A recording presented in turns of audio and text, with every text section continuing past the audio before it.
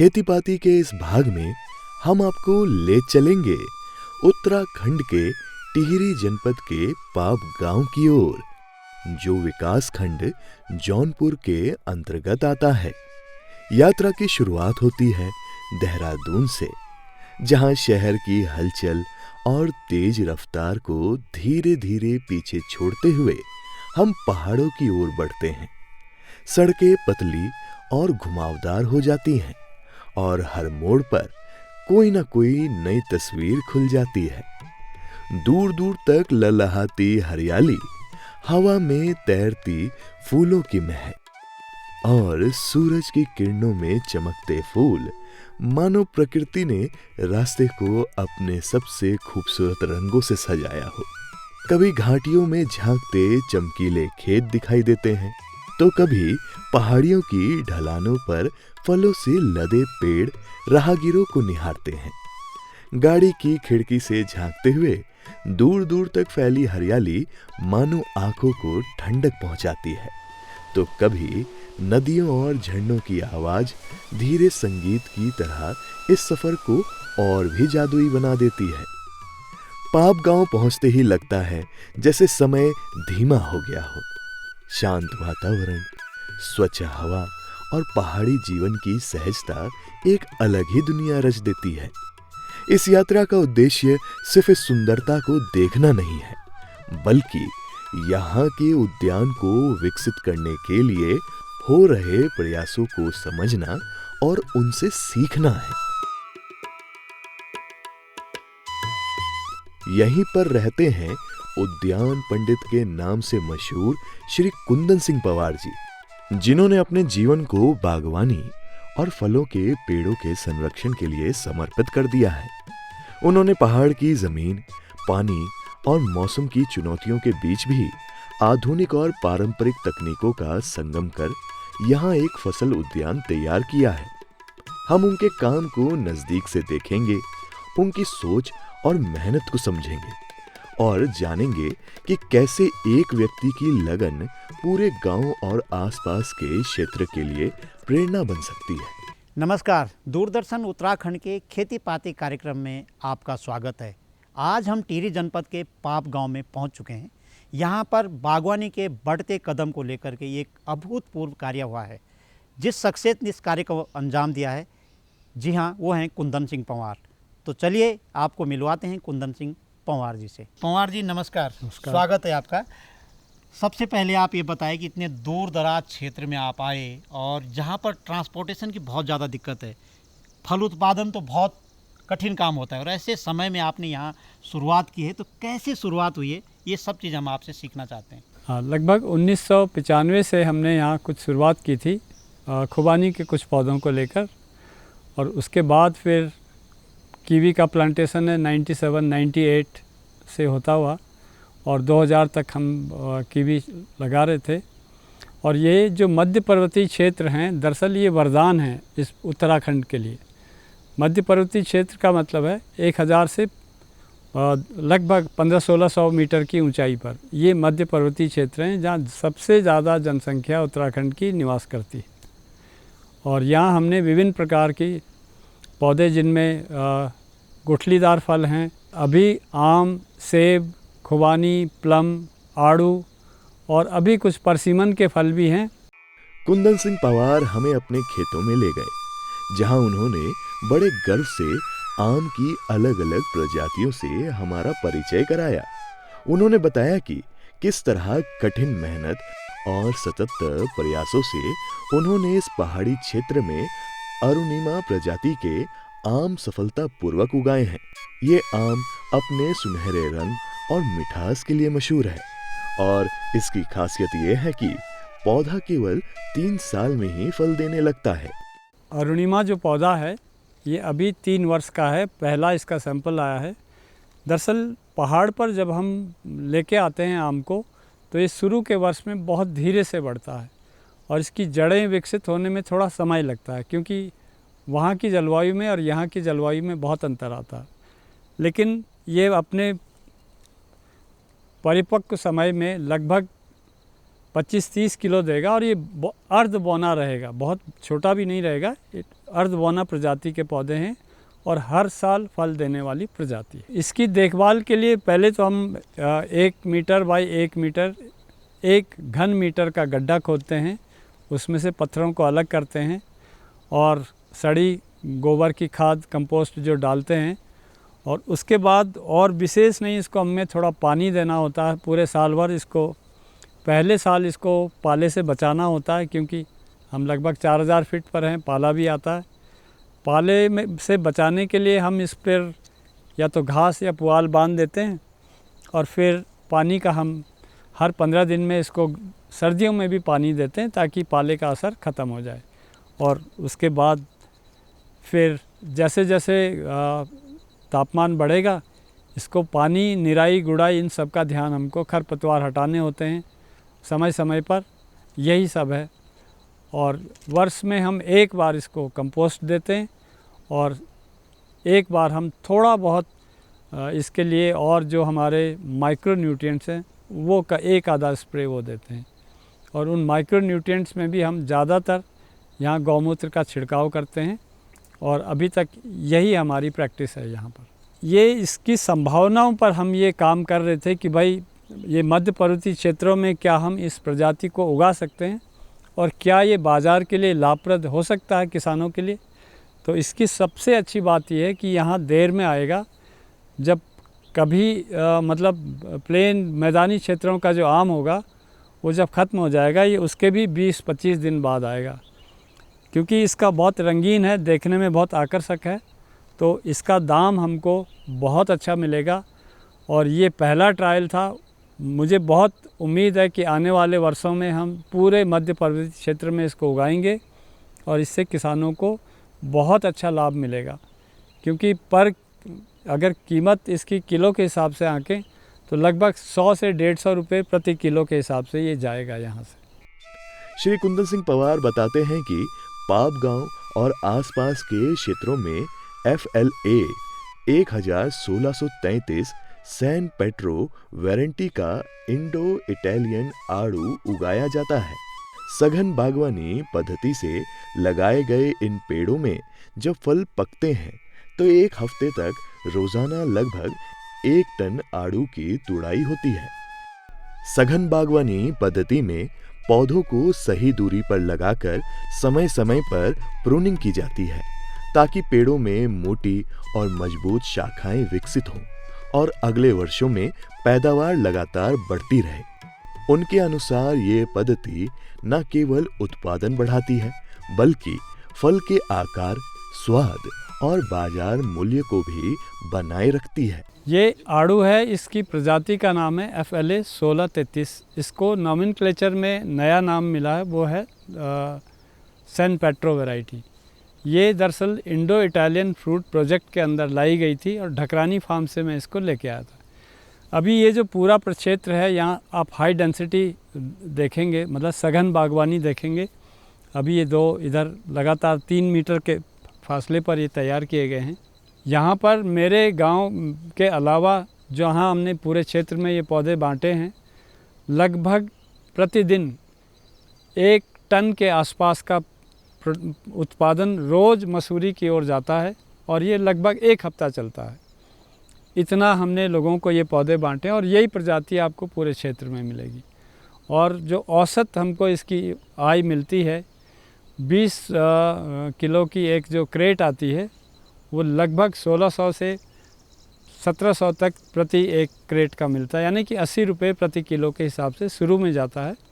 उत्पादन जैसे जैसे बढ़ता है तो थोड़ा सा रेट गिरता है, लेकिन उसके बाद भी 50 के नीचे कभी नहीं आता। और बहुत क्षेत्र के किसानों को इससे अतिरिक्त लाभ मिल रहा है।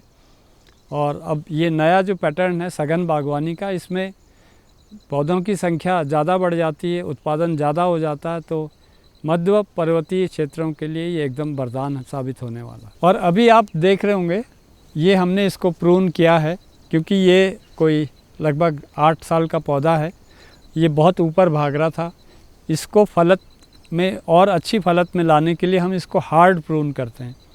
और हार्ड प्रून का मतलब है कि मोटी छंटाई करते हैं ताकि नई शाखाएं आ सकें और इन नई शाखाओं से हम अगले वर्ष फल ले सकें।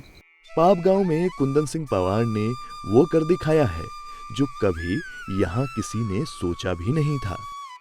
पहाड़ी ढलानों पर कीवी की सफल खेती। मूल रूप से ये चीन की यांगतेज वैली की उपज है और इस क्षेत्र में इसकी संभावना पर पहले किसी का ध्यान नहीं गया था।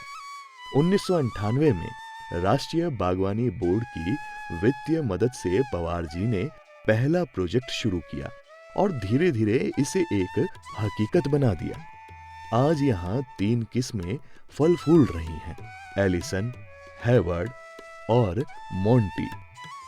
पॉलिनेटर पौधों के सहारे उन्होंने इस खेती को लगातार विस्तार दिया और अब एक एक पौधा 50 किलो से अधिक फल देता है।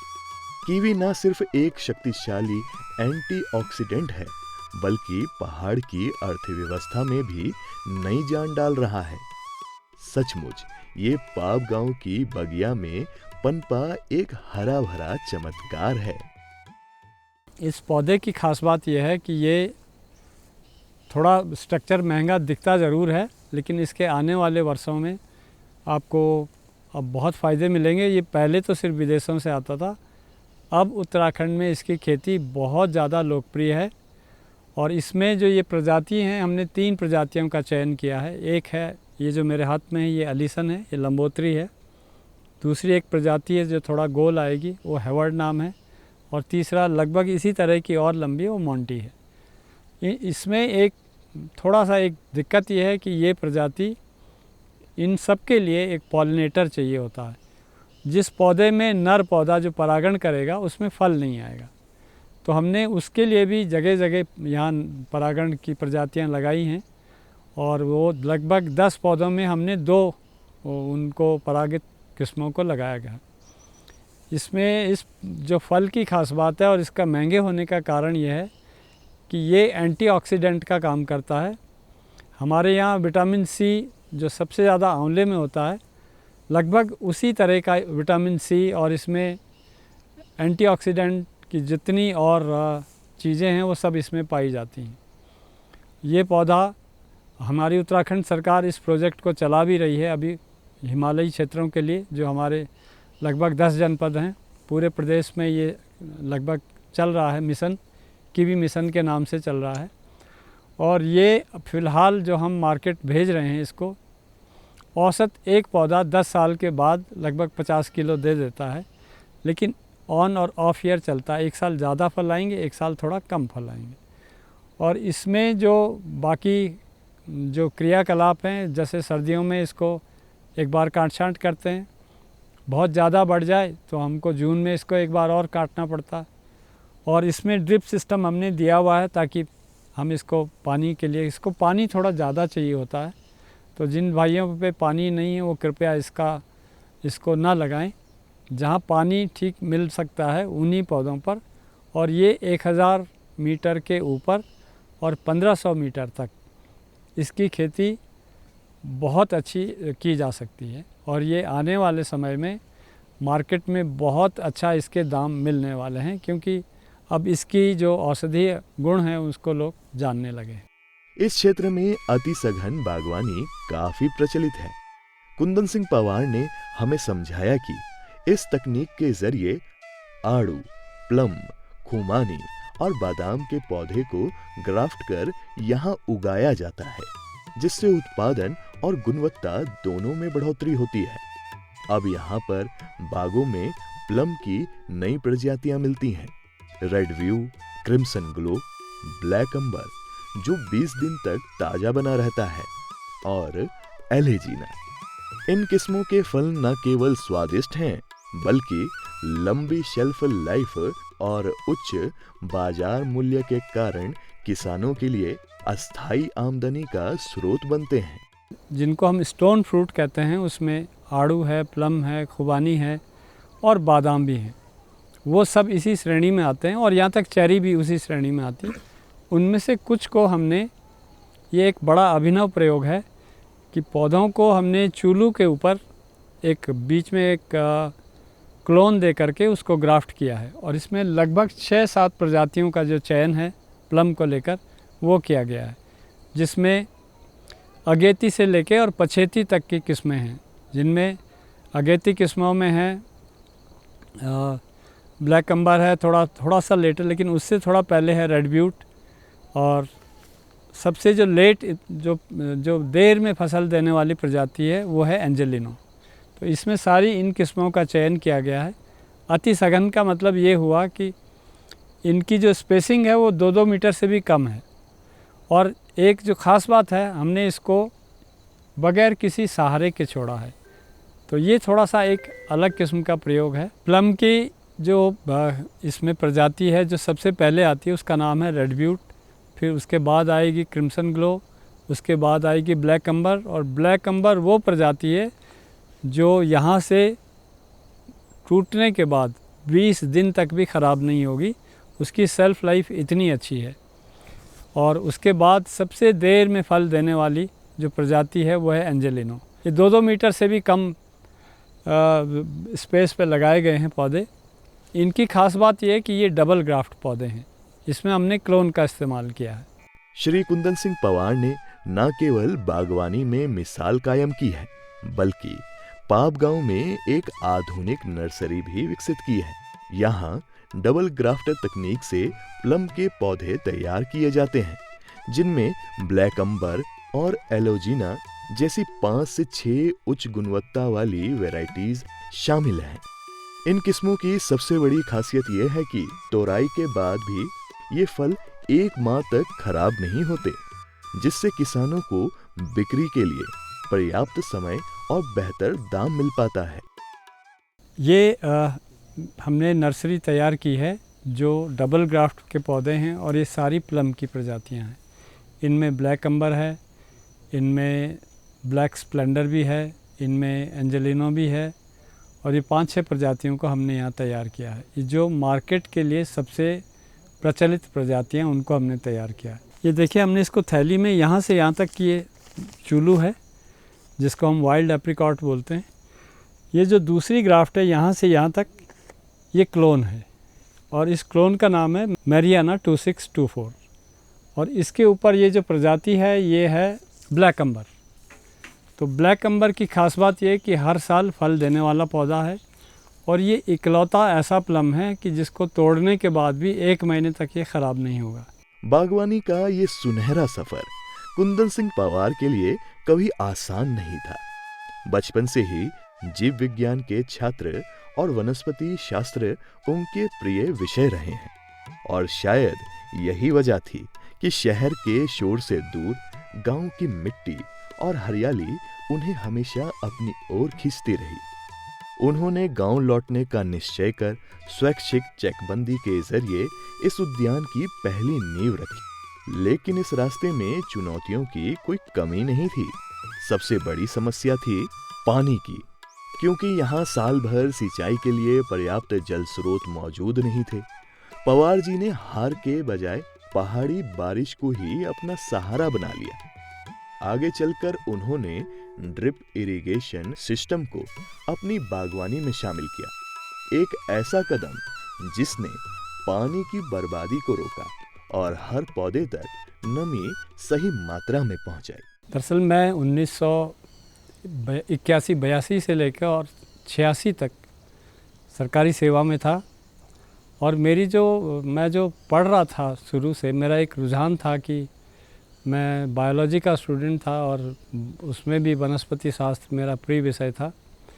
और जब मैं ये देख रहा था कि धीरे धीरे हमारे गांव के कुछ किनारे के खेत छूटते जा रहे थे, तो फिर मैंने ये कोशिश की कि मैं वापस गांव जाके कुछ नया करूं, और अपना जो भी हमारी लिखाई पढ़ाई है इसको वहाँ सार्थक करूं।